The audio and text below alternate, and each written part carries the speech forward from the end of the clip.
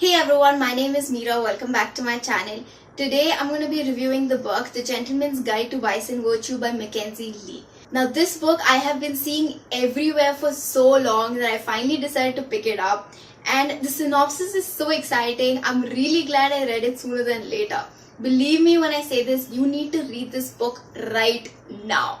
I'll quickly just tell you what the book is about.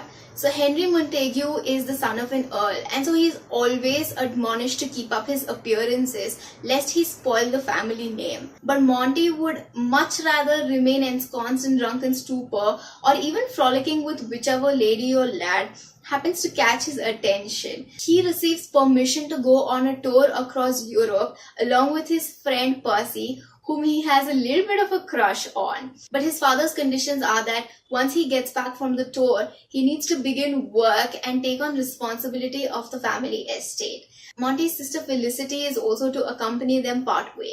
All of his plans to be gay and merry go down the drain when the three of them are attacked by highwaymen on the journey. Now separated from their chaperone and with no finances whatsoever, Percy, Felicity and Monty find themselves embarking on an adventure they had not anticipated at all.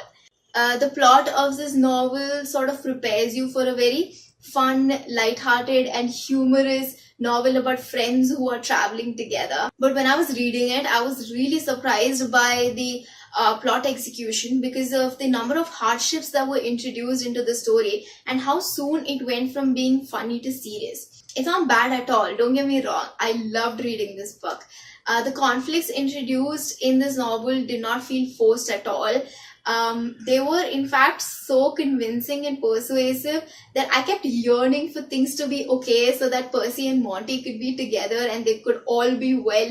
Also, what's unique about this plot is that it's set in a historic time period. So it's not like the road trips and the traveling stories we read about nowadays. They had to face so many difficulties to get from one place to another. They had to sometimes travel by ships and the journey wouldn't be pleasant. They simply couldn't just ring up people when they were in need of assistance like we can do nowadays. So all of that put together made for a really engaging and entertaining read. Mackenzi Lee's writing style in this book, it matches the time period and the place that she's writing about. So it's very British but from the olden times, and she makes use of some slang as well.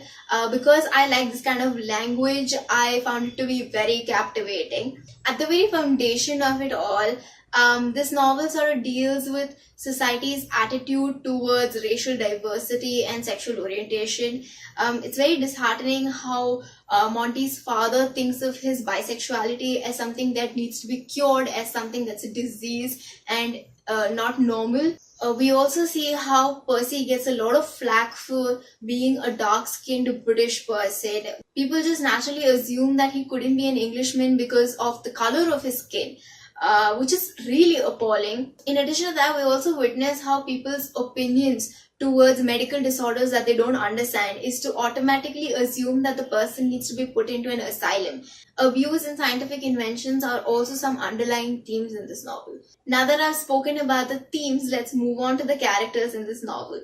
I adored Percy and Monty's characters. Their bond is not all fluff, it's very realistic. And it goes through the ups and downs that any relationship does. Monty is not your typical hero. He doesn't know all the right things to say to make somebody feel better or to diffuse the situation. He doesn't know how to swoop in to save the day. But he's very loyal and he genuinely cares about the people who matter to him. He's not brave or selfless. And I found that angle to his character to be more endearing because we don't often encounter such main characters who are openly vulnerable, who admit that they don't know what to do in a particular situation, even though they are supposedly expected to lead. Felicity's character is one of an incredibly strong woman. She is smart, intelligent, ambitious, and she often steps up as the leader of the trio through their misadventures. Percy is a bit of a soft character, and I don't mean that in a negative way. He just doesn't stand up for himself because he believes his racial identity to be a weakness. And I loved that he and Monty together were so special. The character development in this novel was done superbly from the beginning to the end. There's just so much change in all of these characters. They have grown so much after all of their experiences.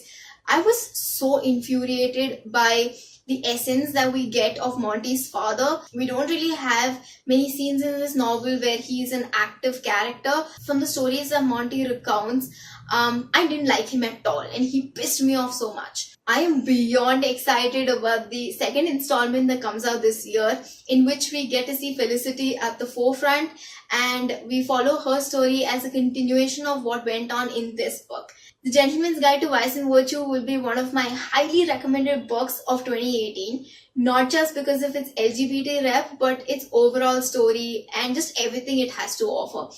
I rated this book 4.5 out of 5 stars. So pick this up right now. Let me know if you've read it. What was your favorite part about this book? I look forward to hearing from you. If you enjoy watching this video and would like to stay tuned to more of the videos I'm going to be posting on my channel, then please make sure to subscribe and click on the bell icon right next to the subscribe button so that you get notified every time I post. Like, share and subscribe. I'll see you again later. Bye.